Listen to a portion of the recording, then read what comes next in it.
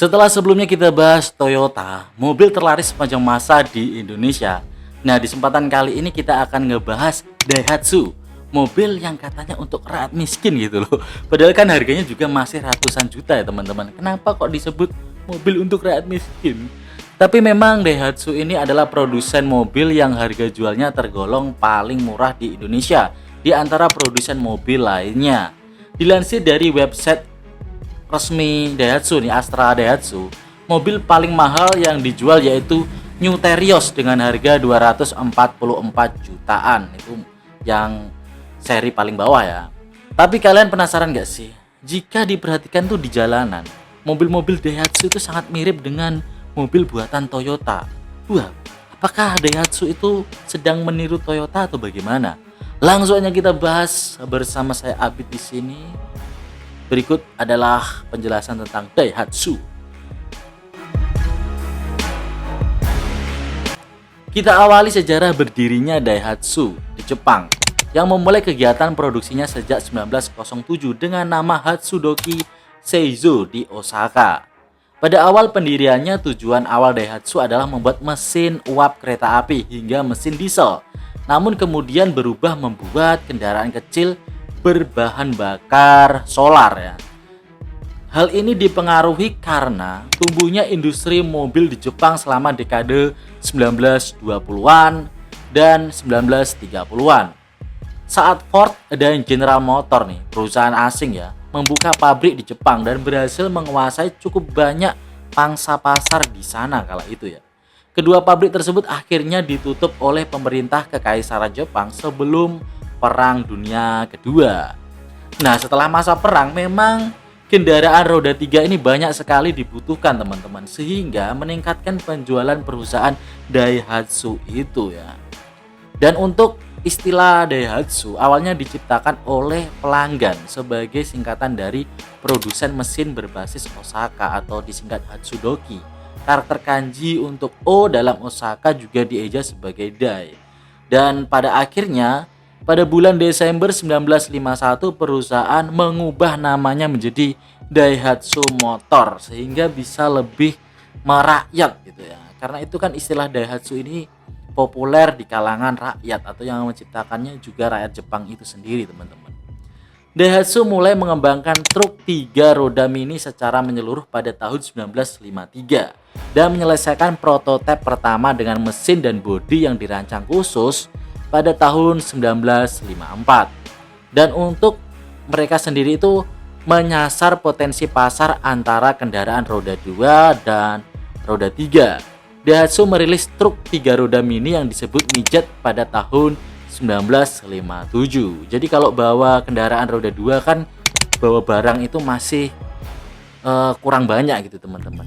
Sementara kalau truk mini ini bisa bawa barang banyak gitu ya. Jadi konsepnya adalah kendaraan yang mudah dikendalikan, ekonomis dan dapat dengan mudah melakukan belokan di ganggang sempit kayak pasar atau jalanan di Jepang itu kan ganggang kayak nggak terlalu lebar gitu ya teman-teman. Dan untuk model pertama dari buatan Daihatsu ini disebut Midget dengan atau serisnya itu DKA ya teman-teman. Memiliki mesin 249 cc, kapasitas muatan 300 kg dan memiliki setang udah kayak motor gitu. Dan kendaraan buatan Daihatsu ini akhirnya meledak di pasaran teman-teman. Pada bulan September 1960, jumlah total kendaraan terdaftar dari series Midget ini melampaui 100.000 secara total. Perusahaan juga mulai mengekspor model ini ke negara-negara Asia Tenggara saking populernya pada masa itu. Kisah Daihatsu masuk ke Indonesia ini sebenarnya cukup unik. Jadi saat itu Indonesia sedang menyelenggarakan Asian Games 1962. Dikarenakan masih sedikitnya kendaraan saat itu ya, minim transportasi umum di Jakarta. Jadi yang punya mobil ya kalangan orang kaya aja teman-teman atau penjabat gitulah. Kendaraan umum di zaman itu ya seperti becak. Dan itu kan becak masih tergolong lambat ya teman-teman untuk pindah ke tempat lain atau jarak tempuhnya itu nggak bisa sejauh kendaraan motor gitu ya.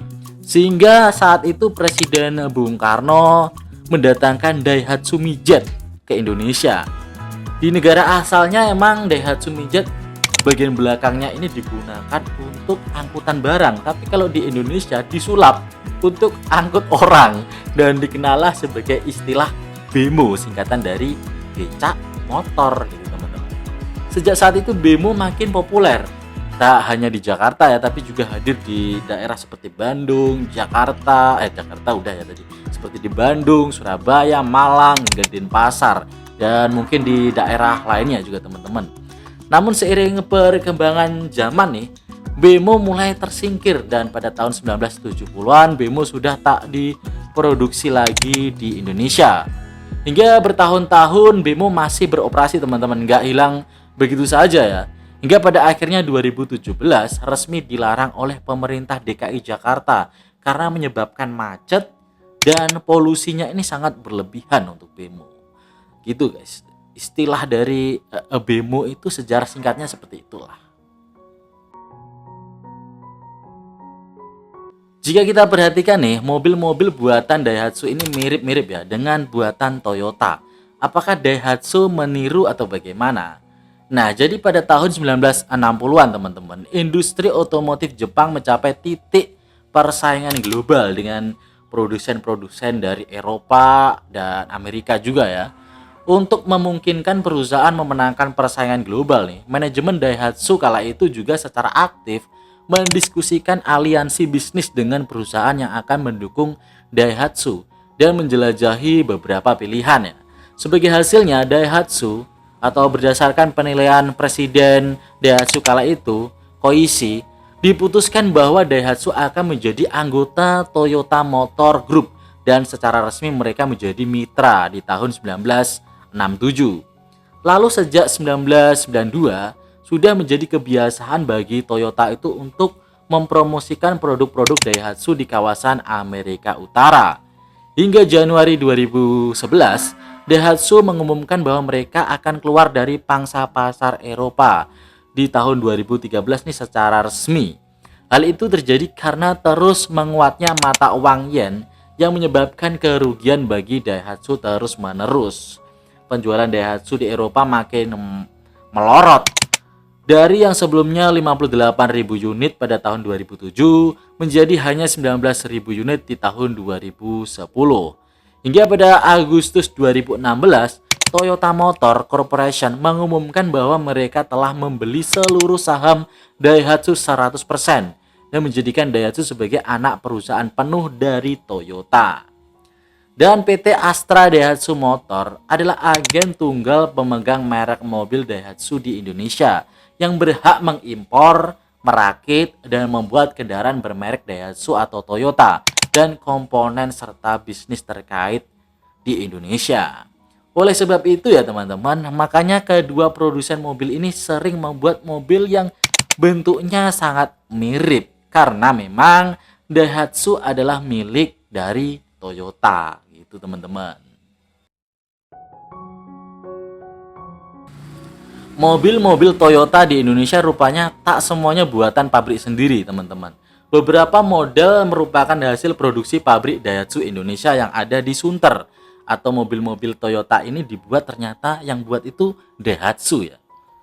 Dan pabriknya itu kalau nggak salah ada di Sunter, Jakarta Utara, dan di Karawang, Jakarta Barat. Secara total ada 5 model Toyota buatan Daihatsu. Semuanya ternyata produk kembar yang dilahirkan sejak 18 tahun lalu. Yang pertama itu ada Toyota Avanza. Toyota Avanza menjadi mobil pertama yang dibuat di pabrik Daihatsu Sunter Plant. Mobil tersebut memiliki kembaran Daihatsu Xenia yang lahir pada 2003 silam. Kedua mobil ini menjadi yang terlaris di Indonesia karena cocok buat keluarga Indonesia. Bisa muat banyak penumpang gitu. Misal punya 2 anak, terus punya 2 istri atau 1 istri aja. Terus kakek nenek gitu atau sepupu juga bisa naik mobil ini muat gitu teman-teman. Yang kedua ada Toyota Rush. Daihatsu Sunter juga memproduksi Terios dan Toyota Rush sebagai kembarannya sejak tahun 2006. Cikal bakal SUV ini dari Daihatsu Taruna yang bentuknya tak lagi sejalan dengan perkembangan zaman. Dan yang ketiga itu ada Toyota Agya. Daihatsu juga memproduksi mobil perkotaan atau city car yang harganya terjangkau, Toyota Agya. Bersama itu juga membuat kembarannya Daihatsu Ayla di pabrik Karawang Plant sejak tahun 2012.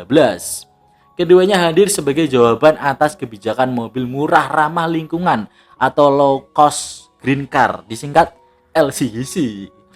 Keempat ada Toyota Calya, Agya versi panjang 7 seater yang dibuat atau kembarannya itu Toyota Calya yang diproduksi tahun 2016 di Daihatsu Karawang Plant. Saat itu juga membuat Daihatsu Calya dan juga Agya versi panjang. Keduanya hadir karena saat itu market tumbuh dan peminat mobil MPV juga bertambah, tapi tak ada yang menjual murah. Dan terakhir itu ada Toyota Raize. Toyota Raize yang juga ternyata diproduksi oleh Daihatsu ini memiliki kembaran Daihatsu Rocky yang dibuat di Karawang Plant. Dua mobil SUV mini yang saat ini rawa riwi di jalanan ya.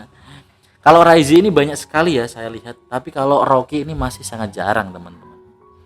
Nah segitu aja pembahasan kali ini. Jika kalian suka jangan lupa buat like, komen, dan subscribe biar saya makin semangat lagi. Dan kedepannya kita bahas merek mobil apa lagi ya, tulis di kolom komentar teman-teman. Sampai jumpa di video berikutnya. Ciao.